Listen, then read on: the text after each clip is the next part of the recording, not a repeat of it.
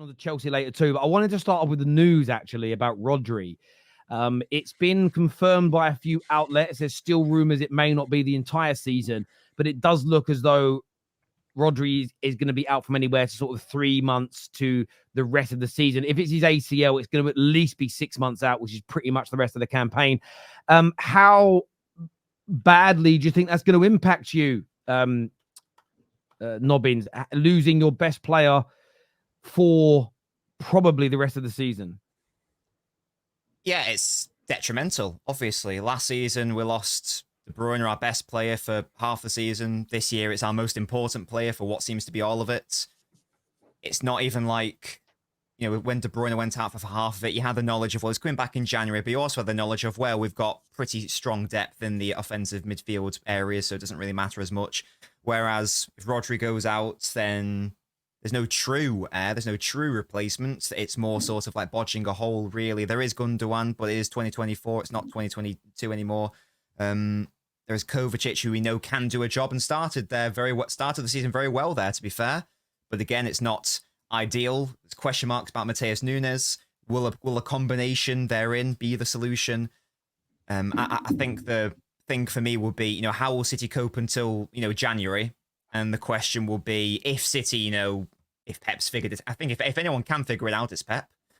And if he has figured out by January, then there'll be no need to do anything. But if it's a case of, right, no, there's clear structural issues here and we actually need to address it, otherwise we're just not going to win anything this year, then maybe we go into the market in January earlier than anticipated. I think the plan was always going to be to sign a true like Gundogan heir in the summer of 2025. So it might just be a question of, will we bring that forward a few months? I think we'll have to wait and see on that. But yeah, it's detrimental. Obviously, it would be to any. I don't even know what the equivalence is, because he's our most important player, and it's not even like we've got a nominal understudy either. It's not like there's a backup defensive midfielder who's now snout 6. Our backups are 8 who can play at 6. So do you think he'll change system, Nobbins? Because I think with the most like player is going to go in there is Kovacic or Gundogan. The Gundogan's what, 33, 34. Kovacic is 30. You've got a lot of youngsters that have got a lot of talent. Could Stones go in there? I know he inverts from a centre back into midfield. And then, you're playing tomorrow night, so I imagine that's probably the perfect game to trial something. I mean, Watford, you could probably smash them 3 or 4-0 with your kids. But big up Tom Cleverley, the manager. I think he waits until this is what I think he does. I think you approach someone like, I mean, I wouldn't, if I was a City fan, I'd look at like Kante on a 6-month loan. He was brilliant in the Euros. Or do you go and get a Bruno Guimaraes and break the bank, but they're going to be thinking 120 million? Do you go and get a Kimmich from Bayern? I think he changes the system completely. Yeah, so I obviously don't know. All I would say is that Rodri didn't start the season, and it was basically a straight swap for Kovacic, and he played very well. In fairness, there were still some weaknesses, as I've discussed. Kovacic's big weakness, he was basically left alone. He played like a sort of 3-1-6, and the emphasis on the one there, he's all on his own. And Kovacic's weakness is covering space. The sort of like ironic thing is, if that's the right word, is that, that's Nunes' bread and butter, covering space, but he's not good on ball as Kovacic. If you could somehow combine Kovacic and Nunes, that would be like the perfect sort of player to do that. Obviously, you can't. So I don't know what he's going to do. I think short term, he'll try Kovacic there. Maybe Kovacic and Gundogan, a more reserved midfield, and maybe try to, use the wings more. Failing that, if we do go big in January, I don't want it to be a loan situation. I don't want it to be a panic buy situation. It has to be someone who we're already interested in. Now, my preferred choice would be Bruno Guimaraes. That's never going to happen because he's just been made captain Newcastle. Newcastle have got their own ambitions. You're never going to get him out of that. I don't even know if he'd want to leave. Second to that, my back choice then would probably be Wharton from Palace. I think he's a fantastic player. I think he could do that job brilliantly. I think he brings a sort of physicality to City's midfield, which is lacking with Rodri's injury. It remains to be seen whether that's achievable or possible, or whether he'd even want to join. On the Stones one, for me, there's a big difference between playing out and out 6 and. Could you not play him in a double pivot with Kovacic though? In the Champions League final, didn't he play like a similar sort of role against Inter? It's But again, it's the difference between on-ball and off-ball position. So in the Champions League final, on-ball, in the midfield, no problem. My concern is off-ball. He played off-ball once last year, and that was in the defeat to Aston Villa. There's a big difference. He hasn't quite got the 360 vision in terms of the off-ball defending, if that makes sense. It's the comparison he uses. It's like Trent for whether England or Liverpool. Big difference between playing in midfield and right back to midfield. And inverting in there. Ches, I want to ask you a question on this. Do you think, and this is not said in a way of celebrating the injury whatsoever, and I have seen some Arsenal fans do that today, which I think is horrendous, and they should all be called out. Matt, who used to come on the show, not only has he been called out, he's actually been suspended from Twitter for celebrating the news, which I think fair play to Twitter. But how much of a leveler is this for the likes of Arsenal in terms of, do you think, could they be considered favourites now? Should there be more pressure on Arsenal to win it that they've lost?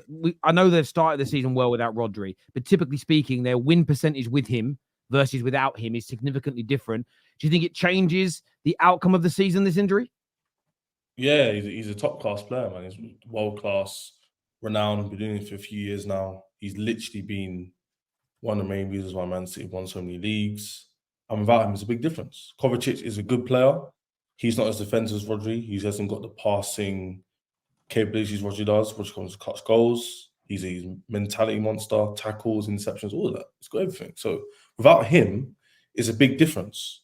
The level of question, I'm not too sure, purely because last season, I saw Haaland out for 2 to 3 months and KDB out for 50% of the season, and they still managed to get over the line. And this with Arsenal's team, that was their first team, a fully fit team, and I think they had a few injuries here and there. And in the end, it didn't make much of a difference because it was still neck and neck just like the season before. So I would have to be proven wrong in that aspect in terms of leveling out. But I definitely think it helps Arsenal if they can keep playing, if they can play better football than they do now. No injuries, of course. But I don't think it levels it out like 50-50. But it definitely favours Arsenal in terms of brings that percentage down a bit more and gives a bit of leverage in the league. But I don't think it's a case of Rodri's out and they're going to, is second and they have to hope for Champions League. I don't think it's a case of that. I think they can manage around it. They've got the money to buy in January. And I think Pep, being the big brain he is, will just figure it out. So people celebrating it, that stinks. People getting overly joyed, that also stinks because Arsenal, the pressure is very, very high to win the league. And with this injury out as well, from their perspective, they'll be saying no excuses. I don't agree with that. But for them as Arsenal fans, it gives them hope. But I don't think it levels it out. I think that's a bit too harsh on Man City's squad. Because even Nobbins will say there's no replacement for Rodri, but he would still expect a certain level of accommodation and like figuring it out per se in these next coming games in the league. So if Rodri's out, I think Man City's going to take the excuse of Rodri's out, so we can't win the league now. I think they can still say something, Ches. You said it doesn't even it out. I actually agree with you. I don't think it evens it out. It actually makes Arsenal favorites. Because the gap between them last season was 2 points. And let's be honest, City didn't really go out this summer and strengthen crazy. They added Savio, brought back Gundogan. They didn't really do any crazy business. So I'm looking at it. Why are we not now putting the pressure on this Arsenal team to win the title and be favorites? Surely, what's his name? Rodri being out is worth more than just 2 points that they won the league by. Because we all sit here and say and rave about him being their best player. He's a Ballon d'Or nominee. Surely any team, if you lost Cole Palmer, I'll have a different conversation about your team. If Tom lost Mo Salah, I'll have a different conversation about his team. I'm looking at the City team. Why am I not doing the same thing with Rodri? I think we should 100% put the pressure on this Arsenal team right now. And I feel like people like Igao and other Arsenal fans that truly trust this team and this manager to win the league should now actually be demanding this, saying, listen, they're a very good team, don't get me wrong, but now they're much more weaker by losing their best player, that we should put pressure on this squad and this manager to go out and win this league. I don't think there's anything wrong with saying that. The reason why I said it levels out, but I do put them favourites, is because I had Arsenal to win the league. I haven't given my prediction. I will do later on today.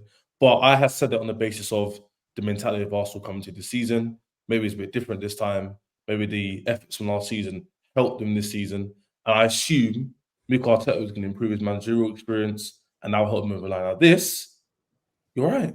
There's no... If Arsenal fans would sit with excuses, there is now zero excuse. because you So rate this City have no excuse also, right? One second ago, I'm speaking. Arsenal have no injuries other than Odegaard of note for the first team. Last season, didn't have. Moreno?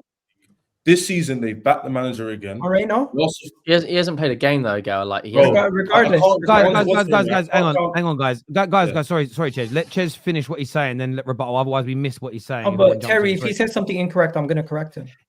Okay, no, well, what I want you to do, please, Miguel, because I try my best to stop people interrupting you. Let him finish, and then you can go in and rebuttal what he said. At least then we can hear everything, because the viewers, it's about the viewers hearing it. I hear you, though. Go on. Of course, the guy was emotional, so of course he rebuts a lot.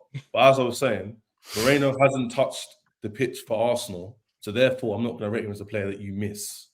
That's what I'm trying to say. Now, if he comes into the team and gets a 9 out of 10 performances week in, week out, and he gets injured, then we could say that. But I haven't seen him play for your team yet, and quite frankly, maybe he starts, maybe he doesn't, even for me. So for me, like Staffy's saying, there's pressure. There was pressure before the season started, pressure during the season. Now there's zero excuses. Like zero. Most of you back the manager. He's been there for 5 years. He spent nearly £800 million. People love to talk about money spent nowadays.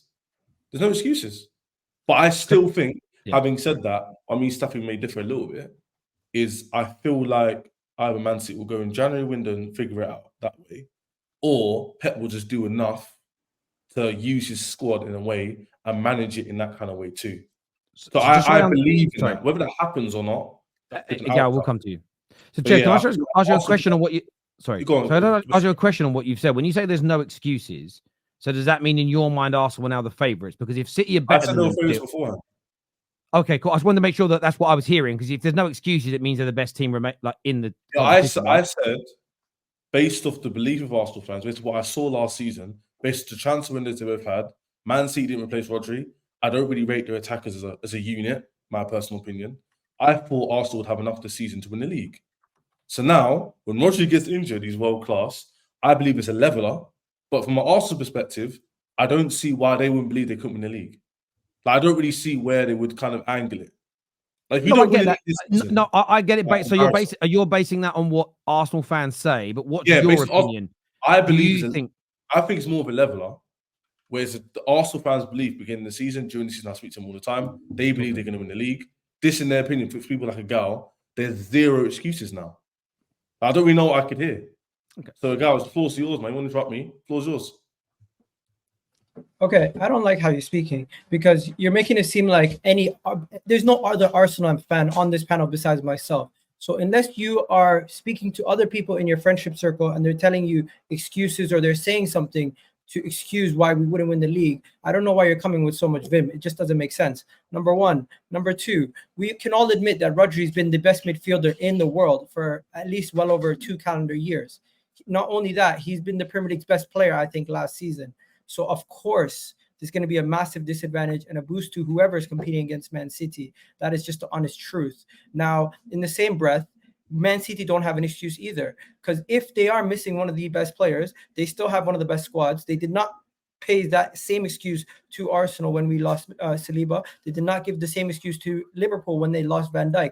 So I would expect Man City, with the world-class manager they are, with the world-class players that they have, that they would continue to push on and try to win this league and still give us a massive challenge. I'm not sitting here belittling them at all. So Ches, and to anybody out here who's looking at Rodri missing, excusing City of not winning the league, I think that is an absolute joke. And especially if it's Pep's last season, especially if they still have Erling Haaland, who's one of the best attackers to ever play in the Premier League. And we can fairly say that right now. So I am not sitting here and saying because Rodri's injured that now all of a sudden Man City are out of the title race, they're not going to win it. No, but at the same time, it is massively going to be a situation where they're going to have to find adjustments. They're going to see if Gundogan can hold it down. They're going to see if Kovacic can hold it down. They're going to see if they can sign somebody in the January window. So stop this stuff where you're saying no excuses for Arsenal, no excuses for City also. One second.